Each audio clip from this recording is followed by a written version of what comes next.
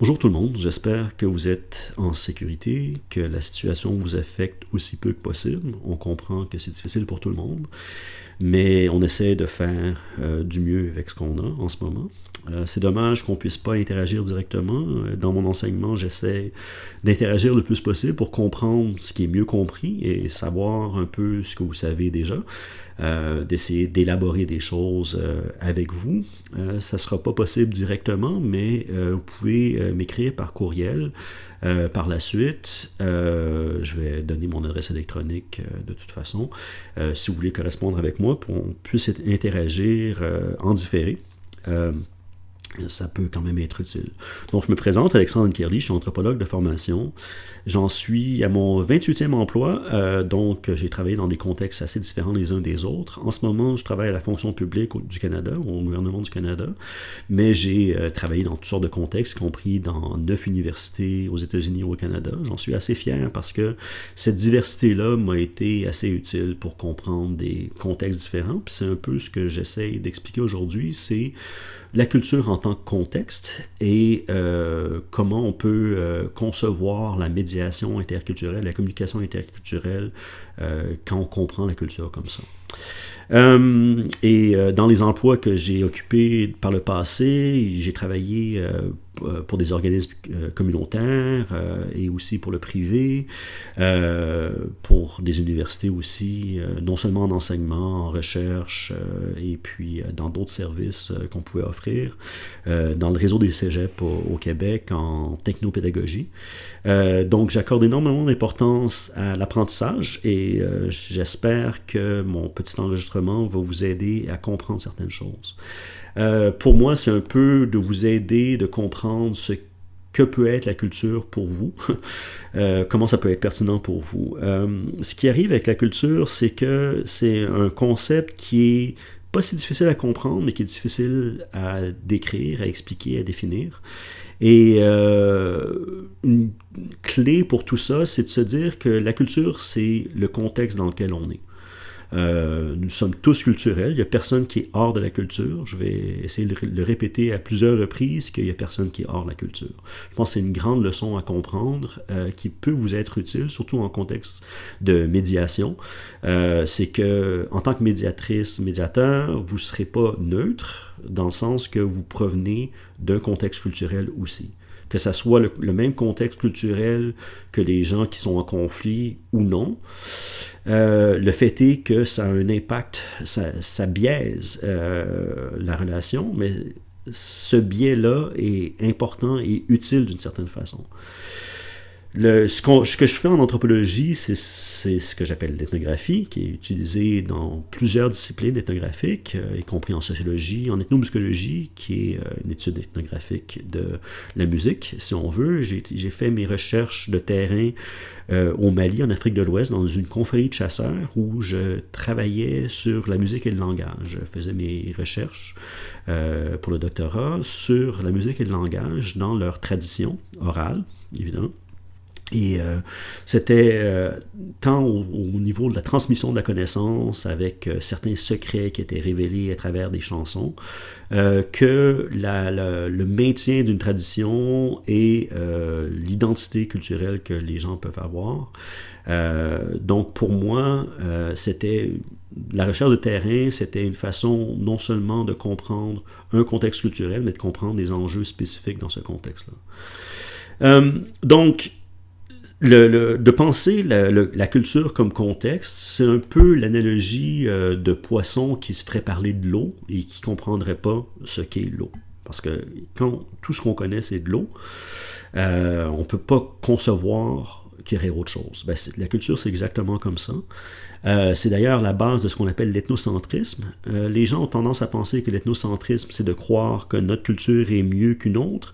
En fait, c'est une définition plus utile ou une compréhension plus utile de l'ethnocentrisme, c'est de ne pas voir que ce qu'on fait est culturel, de ne pas percevoir la base culturelle de ce qu'on fait.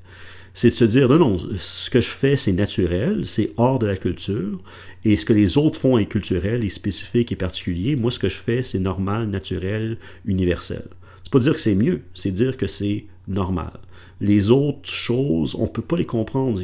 Tout le monde fait ça, sauf des personnes qui sont bizarres. Essentiellement, c'est ça l'ethnocentrisme. Il y a un cas d'ethnocentrisme qui avait été appelé comme relativisme culturel, qui est exactement l'inverse. Le relativisme culturel, pour nous, en anthropologie et dans d'autres disciplines ethnographiques, c'est de situer les phénomènes dans leur contexte culturel particulier. Ce qui est approprié dans un contexte culturel n'est pas nécessairement approprié dans un autre contexte culturel. Il n'y a rien qui est approprié dans tous les contextes, essentiellement. Là.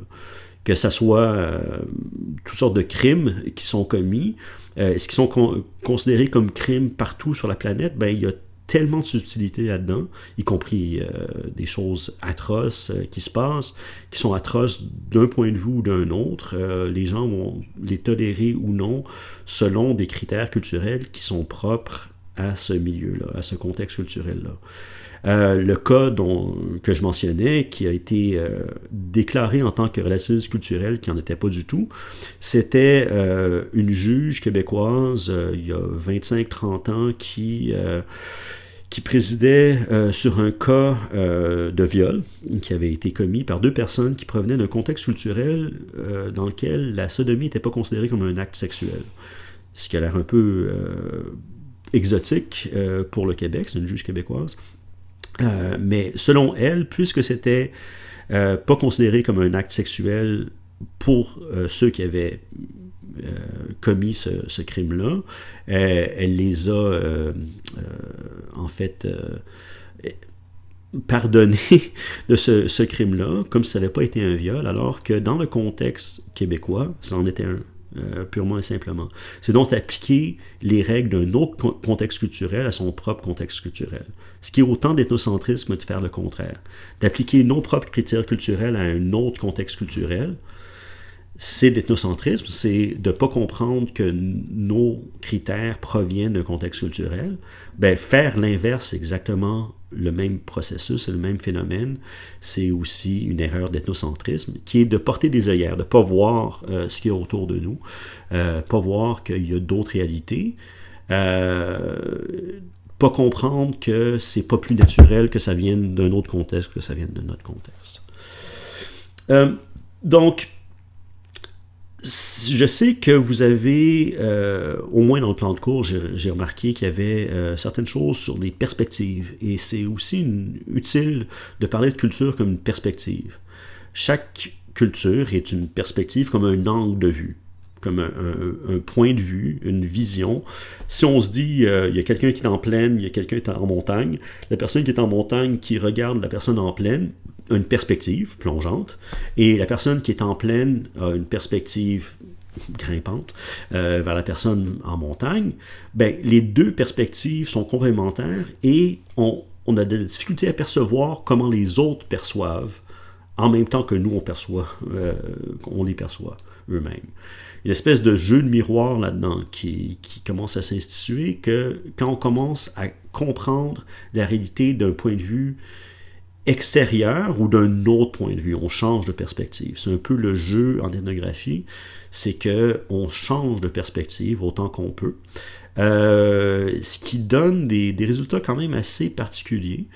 On le fait par la recherche du terrain en général, qui est pas c'est pas très sorcier comme processus. C'est qu'on va s'insérer dans un contexte culturel différent du nôtre. Ça peut être dans la même ville. Comme je disais, j'habite à Montréal en ce moment, et puis je pourrais aller travailler. J'ai en fait des amis qui ont fait ça, qui ont travaillé avec les squatteurs à Montréal. C'est un contexte qui m'est assez peu familier, même si c'est des gens qui peuvent venir d'ici, qui parlent la même langue que moi ou quoi que ce soit, mais c'est pas une question d'origine ethnique ou ce qu'on veut, c'est un contexte très différent. Ben, d'aller s'insérer dans un autre contexte comme ça, c'est de comprendre cette distinction-là entre des points de vue différents, des perspectives différentes, et d'essayer de brouiller un peu les cartes, de prendre une autre perspective pour se comprendre soi-même. C'est ce qui arrive beaucoup sur le terrain, c'est quand on revient du terrain, on s'est mieux compris soi-même qu'on a compris les autres, dans une certaine, surtout la première fois qu'on fait du terrain. Il y a un aspect réflexif qui est très important. C'est comme un jeu de miroir, on va ailleurs, puis on va se percevoir nous-mêmes selon des critères qui sont extérieurs aux nôtres. Ils sont aussi culturels, ils proviennent d'un autre contexte culturel, mais qui sont différents du nôtre. C'est quelque chose qui est très particulier, quelque chose qui se passe après ça assez souvent, puis ça m'est arrivé comme c'est arrivé à plusieurs personnes, ça peut avoir l'air trivial, mais quand on revient du terrain, après quelques temps, si on va, par exemple, dans un supermarché, on peut passer une dizaine de minutes dans l'allée des détersifs et concevoir à ce moment-là que nos bases sont absentes, qu'on ne comprend plus rien de la réalité. Ça a l'air vraiment trivial, mais c'est arrivé à plusieurs personnes parmi nous, surtout si on est allé dans un contexte culturel où il y a, supposons, 2 choix de détersifs, ou même juste un. Puis on revient ici, puis on a cet embarras du choix-là qui nous paraît tellement étrange, même si on était élevé dans un contexte où c'était banal et normal. Quand on revient, on se rappelle comment c'était avant qu'on ait quitté notre contexte original, mais on se retrouve dans une situation où ça nous paraît tellement bizarre qu'il y ait autant de choix que ça. Encore une fois, je sais que ça a l'air trivial comme exemple, mais c'est arrivé à plusieurs personnes parmi nous qui avons fait du terrain, parce qu'on change de perspective complètement, on devient un peu différent. Il y a un manuel que j'ai utilisé, qui est le seul manuel que j'ai apprécié dans ma vie, qui s'appelle Thinking Like an Anthropologist, donc penser comme un anthropologue, comme une anthropologue. Et il y avait un exemple que j'ai bien aimé là-dedans, c'était une Américaine d'origine chinoise qui est allée faire du terrain en Chine et qui passait devant un magasin. Et elle a remarqué à travers la vitrine une Chinoise en habit traditionnel. Puis elle disait, ah bon, ben, une Chinoise très traditionnelle, c'est intéressant comment elle est habillée et tout ça.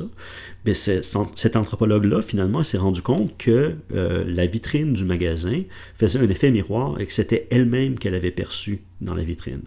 Donc, elle ne s'était pas reconnue elle-même. Ça a l'air vraiment étrange, c'est arrivé à plusieurs personnes parmi nous où on ne se reconnaît plus parce qu'on a réellement changé dans notre perception des choses. C'est un peu ça la démarche qu'on a en ethnographie, c'est qu'on comprend des contextes différents d'un point de vue culturel, et c'est que plutôt que se placer hors de la culture, il n'y a personne qui est hors de la culture, jamais. C'est très important pour la médiation, je pense. Les médiatrices et médiateurs ne sont pas hors du contexte culturel. Elles peuvent provenir de d'autres contextes culturels, mais c'est jamais hors de la culture. Et donc, pour nous, quand on fait de la recherche de terrain, c'est qu'on se place pas hors de la culture, mais on se place entre différents contextes culturels. Plusieurs personnes parmi nous avons été élevées dans un milieu qui est interculturel en soi, qu'on peut avoir des parents d'origines différentes et ainsi de suite. Puis il peut y avoir toute une précision de la différenciation culturelle. J'ai tendance à dire que la diversité culturelle, c'est un peu comme l'océan. L'océan est très diversifié, puis d'ailleurs, tous les océans de la planète sont liés les uns avec les autres, mais à l'intérieur, supposons, de l'océan Pacifique, il y a des zones qui sont très différentes les unes des autres, mais il n'y a pas de frontières à l'intérieur de l'océan. C'est pas comme, on avait tendance à parler de la culture comme quelque chose qui pouvait se compter. Voici une culture, une autre culture, voici des cultures qui sont séparées les unes des autres. On pense plus comme ça maintenant. Depuis à peu près une trentaine d'années, on pense à la diversité culturelle comme quelque chose de très fluide, exactement comme l'océan, où les zones peuvent être distinctes, mais il n'y a pas une frontière entre un contexte culturel et un autre. On se place surtout d'un point de vue où on va percevoir une situation particulière, un contexte particulier, puis on va dire, voici les limites approximatives, mais il n'y a jamais de limite trop forte. Et chaque contexte a sa logique propre. Il y a des choses qui sont appropriées dans un contexte qui ne seraient pas dans un autre. C'est beaucoup ce qu'on veut dire par... le relativisme culturel, c'est moins par rapport à la morale, à ce qui est bon ou ce qui n'est pas bon, c'est plus par rapport à ce qui est approprié ou non à un contexte particulier. Il y a des choses qui se passeraient très bien dans le Grand Nord qui ne marcheraient pas dans le Sud, et vice-versa. Il y a des choses qui ne seraient absolument pas appropriées de faire dans le Grand Nord, tout simplement parce que les conditions climatiques ne les permettraient pas. Ben, c'est la même chose pour tout ce qui est culturel, c'est qu'il y a des choses qui se font ou qui ne se font pas. La différence, c'est beaucoup avec tout le reste de ce qui se passe. Est-ce que ça rentre en adéquation avec ce qui se passe ou ça crée un conflit supplémentaire en amenant quelque chose de l'extérieur qui n'est pas approprié au contexte. Le travail d'un anthropologue, puis en fait des ethnographes en général, on a tendance à le décrire comme de la traduction culturelle. Et comme en traduction linguistique, c'est une question d'ajouter des choses et d'en enlever. C'est que si je veux traduire quelque chose vers le français, puis en français, comme vous le savez, on a des genres grammaticaux, on est obligé, dans chaque phrase, d'ajouter des genres.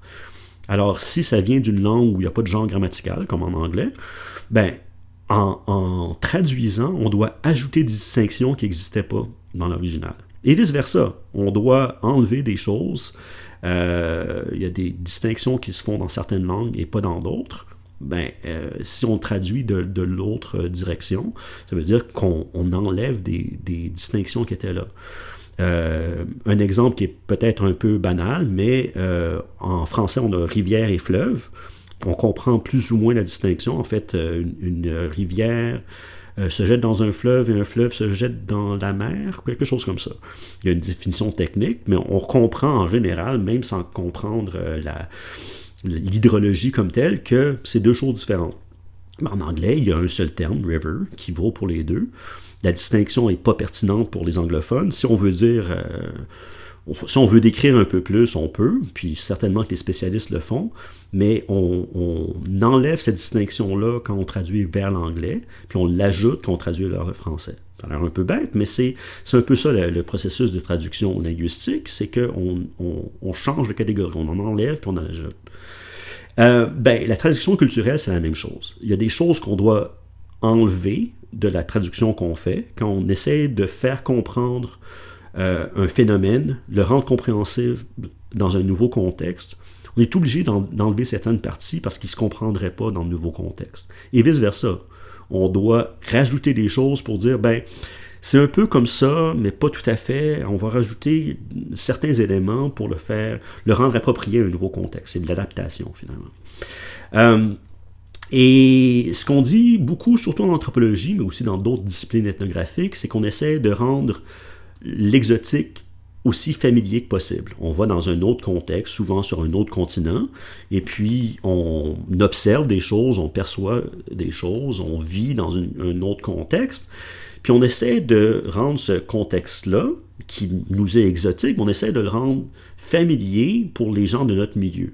Alors, on va ramener des choses, on va ramener nos observations, nos notes, on va décrire une situation qui peut avoir l'air étrange, mais qui devient un peu plus familière pour les gens qui nous entourent quand on leur explique. C'est aussi l'effet inverse, c'est qu'on rend le familier plus exotique. C'est que notre propre contexte culturel dans lequel on vit devient un peu étrange.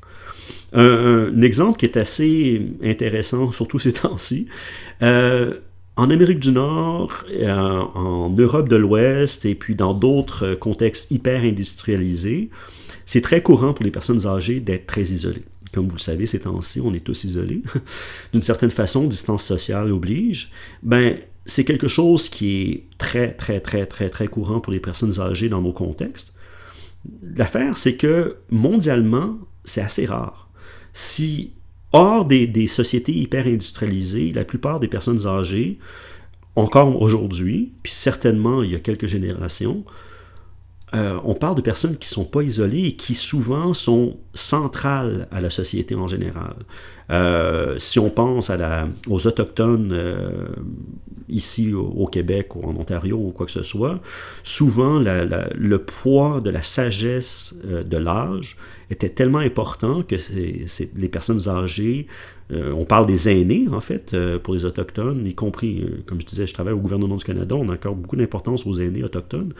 Les aînés ont une certaine sagesse qui est très importante dans le contexte et ces personnes-là sont probablement pas isolés, certainement pas du même point de vue que des personnes non autochtones qui vivent dans des résidences et ainsi de suite, qui sont isolés du reste de leur famille et de leurs contacts. Si on pense en Chine aussi, la structure sociale favorisait et favorise encore des familles de plusieurs générations vivant sous un même toit, avec une structure hiérarchique très forte, qu'on peut trouver très étrange, mais qui est très courante à l'échelle planétaire, où des personnes âgées, des grands-parents, surtout des hommes, qui sont avec leurs enfants, leurs petits-enfants, leurs arrière-petits-enfants, et ainsi de suite, peuvent dominer sur la sphère domestique comme ça. Alors, oui, on peut concevoir ça comme très, très étrange, mais c'est très courant à l'échelle planétaire. Et qu'on a ici, en Ontario et au Québec, par exemple, dans la société globale ici, ce qui est le plus courant, c'est quelque chose qui est assez bizarre pour le reste de la planète. D'avoir des gens qui sont si isolés, c'est pas très, très courant à l'échelle planétaire. Donc, c'est très familier pour nous de dire, ben oui, c'est normal que ça soit comme ça. Puis souvent, les gens vont dire, ouais, les autres ont pas trop de contact avec leurs parents, leurs grands-parents. Les personnes âgées ont pas trop d'influence pour eux. Mais moi, bon, j'ai des bons rapports avec... Mais finalement, si on y pense, je vous poserai la question si je pouvais interagir avec vous. C'est quand la dernière fois vous avez vu vos grands-parents, si vous avez ou des gens qui sont d'une quarantaine d'années ou plus de plus que vous, c'est rare.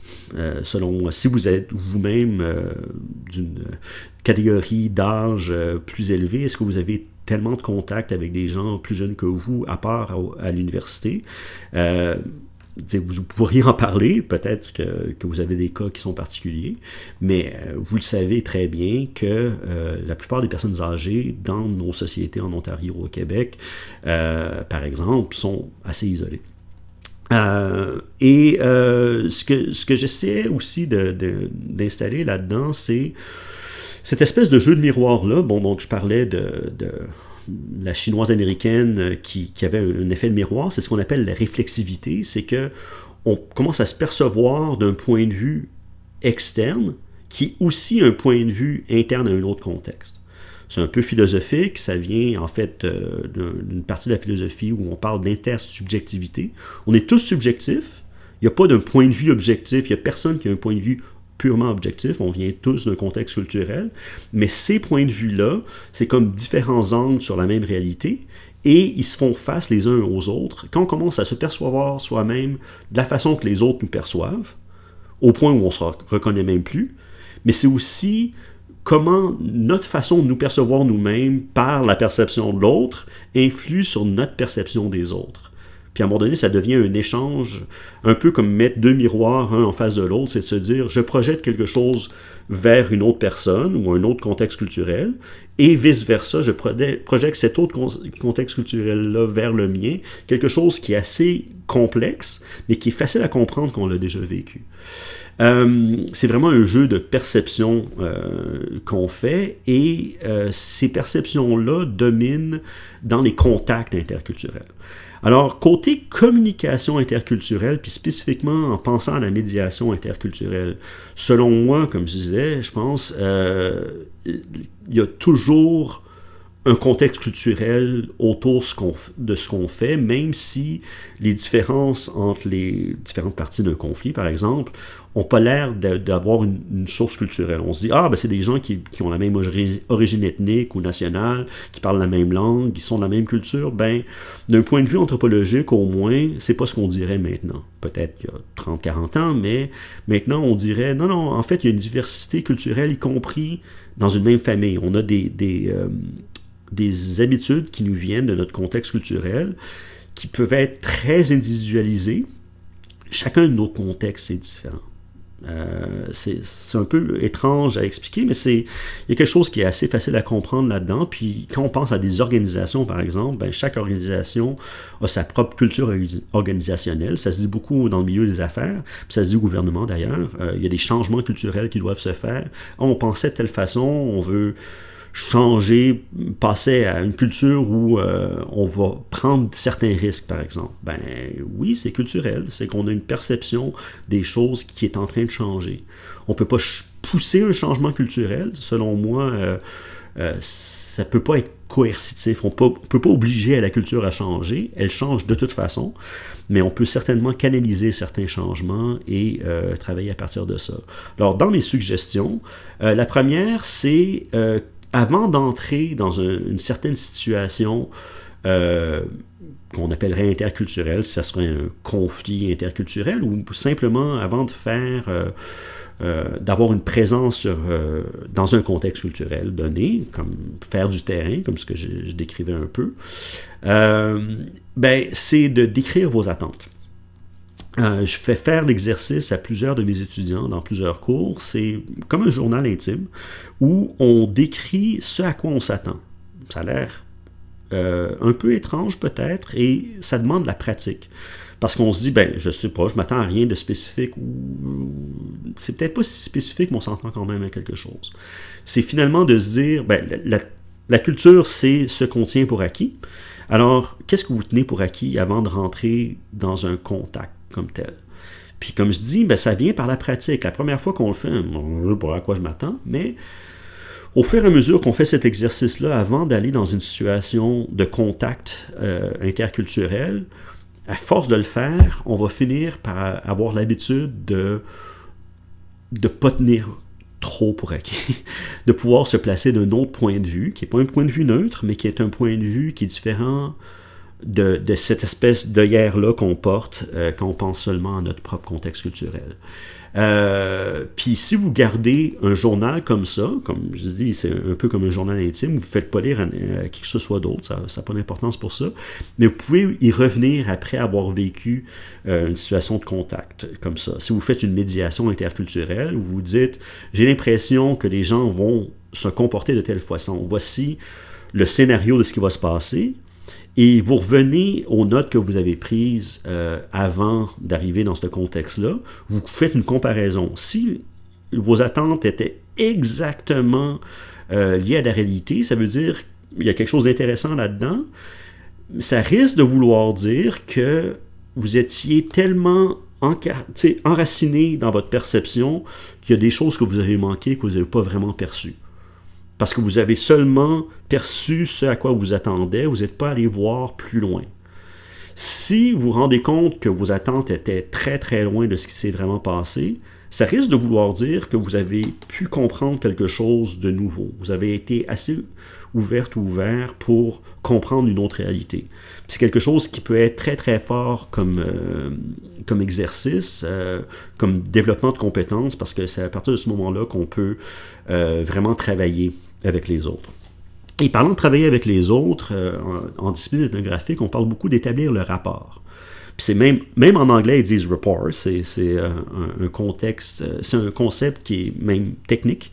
Le rapport, c'est un respect mutuel. C'est le fait que les gens nous respectent et on les respecte. Ils nous conçoivent comme étant différents en général, mais cette différence-là, c'est pas qu'elle compte pas, c'est qu'elle est acceptée. On est toléré par les autres, puis ils nous tolèrent, puis on les tolère aussi. Mais ça va au-delà, évidemment, de la tolérance. Il y a quelque chose de... On comprend qu'on est différent. On sait à l'avance qu'on se comprendra peut-être pas. Mais on va essayer d'établir un terrain d'entente et on le fait par un respect de la condition humaine et de la différence. On n'essaye pas de transformer l'autre personne, puis on n'essaie pas de se faire transformer en général. Il y a des choses qui se passent où oui, on change de perception, mais on n'a pas changé en tant que personne nécessairement. Alors, on développe quelque chose qui serait des horizons communs. Ça vient aussi de l'intersubjectivité dont je parlais un petit peu plus tôt. C'est qu'on développe quelque chose, plus qu'un terrain d'entente, c'est qu'on perçoit pas nécessairement, en fait, la même réalité, oui, mais on a des perceptions qui sont plus compatibles au point où on va pouvoir comprendre les zones où cette compatibilité-là est insuffisante. Puis d'ailleurs, une autre suggestion, donc établir le rapport, c'est une suggestion très large, c'est beaucoup la suggestion par rapport à ça, c'est tout simplement d'être humble et respectueuse comme personne, d'arriver, en établissant le contact, c'est de comprendre que les gens vont nous percevoir selon leurs propres critères culturels. Ça revient à la réflexivité. Puis accepter ça. Ce qu'on est comme personne va avoir un impact sur le terrain. En tant qu'homme cisgendré, straight, hétérosexuel, et ainsi de suite, d'un certain âge, avec une certaine apparence physique, je conçois que les gens vont me percevoir d'une façon assez particulière, entre autres par ce qu'ils conçoivent être mon privilège. Il faut que je sois en paix avec ça. Et vice-versa, que la façon que j'ai de percevoir les autres, qui, j'ose croire qu'il y a une certaine ouverture là-dedans, mais je ne m'attends pas à ce que les gens sachent à l'avance que j'ai cette ouverture d'esprit-là. Pas d'avoir, je parlais de décrire nos attentes sur une situation comme telle, mais c'est aussi sur comment les gens vont nous percevoir. Parce que les gens nous perçoivent d'une façon qui est très différente de la façon dont on se perçoit soi-même. Et en développement, le rapport, c'est d'accepter ces conversations-là et ces perceptions-là. C'est d'accepter ce que les autres amènent dans le rapport qu'on établit ensemble. On a tous un bagage, puis on apporte ce bagage-là, puis on accepte qu'il soit là. Même s'il y a des choses qu'on trouve intolérables, qu'on trouve atroces, des agissements que les gens ne devraient absolument pas faire, on respecte la personne derrière ça. Puis si on est authentique dans cette procédure-là, dans ce processus-là, il y a quelque chose qui peut s'établir. Je me rappelle toujours au moins 2 personnes qui travaillent avec des détenus, une qui est travailleuse sociale, l'autre qui est avocate, et dans un cas comme dans l'autre, juste en leur parlant, dans un autre contexte, là, une c'était dans un party, puis l'autre c'est un restaurant, c'est pas des personnes que je connaissais très bien, mais juste en leur parlant un peu de leur travail, c'est la force de ces personnes-là en étant extrêmement respectueuses de la condition humaine derrière la personne, le détenu ou la détenue devant elle, sans être complice de leurs actes. C'est de séparer un peu le comportement de la personne elle-même. Puis il y a une force derrière ça qui est extraordinaire. Puis c'est comme ça qu'on peut établir le rapport. C'est de se dire, je sais que tu as eu des agissements qui sont... pour des détenus, souvent c'était des crimes qui avaient été commis, ou j'imagine à peu près toujours. On conçoit ça, on comprend que voici ce qui s'est passé, c'est un agissement, c'est un comportement que tu as fait, mais la personne qui est derrière ça, on l'accepte en tant que personne. Puis souvent, ces personnes-là sont des victimes aussi. C'est des personnes qui ont commis des crimes, des actes qui sont répréhensibles, mais souvent qui ont été aussi victimes d'actes parfois du même type, quand on parle d'abus et ainsi de suite. Alors c'est un peu de se mettre à la place des autres, dans les souliers des autres, aussi dans leurs yeux, dans leurs mains, dans leur perception, de percevoir la réalité de leur contexte, sans excuser. C'est pas une question d'excuser ou non, c'est une question de comprendre comme phénomène. C'est pas facile à faire, mais ça se fait. Et l'autre partie de ça, qui est une espèce de suggestion pour la communication, comme telle, dans une situation de contact interculturel, c'est de ne pas tenir pour acquis que la compréhension va des deux côtés.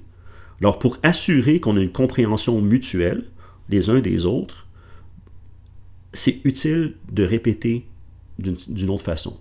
C'est de poser la question, est-ce qu'on se comprend là-dessus? Est-ce que tu peux répéter comment tu comprends ce que je viens de te dire? Et vice-versa. Quand l'autre personne nous dit quelque chose, puis je crois que ce que tu dis, ça veut dire ça. Souvent, il y a des ajustements à faire. Puis ces ajustements-là sont extrêmement importants.